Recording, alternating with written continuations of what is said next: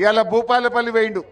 భూపాలపల్లిలో ఏమన్నాడు తెలుసా? ఇవాళ అసలుకు నకిలీకి మధ్య ఈ ఎలక్షన్ జరుగుతుందట. అసలోళ్లకు నకిలీయోనికి మధ్య ఎలక్షన్ జరుగుతుందన్నాడు.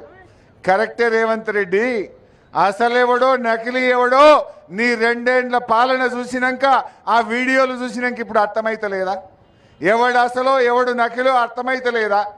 కేసీఆర్ 2000 ఇస్తా అంటే ఇచ్చిండు, 10,000 రైతు బంధు అంటే ఇచ్చిండు, కళ్యాణ లక్ష్మి అంటే ఇచ్చిండు, కేసీఆర్ కిట్ అంటే ఇచ్చిండు, రైతు బీమా అంటే ఇచ్చిండు, మంచి నీళ్ళు ఇస్తా అంటే ఇచ్చి చూపించిండు. నువ్వు నకిలీ కానివి. నువ్వు ఏమన్నావు? తులం బంగారం అన్నావు, ఎగబెట్టినావు. 4,000 పింఛన్ అన్నావు, ఎగబెట్టినావు. మహిళలకు 2,500 అన్నావు, ఎగబెట్టినావు.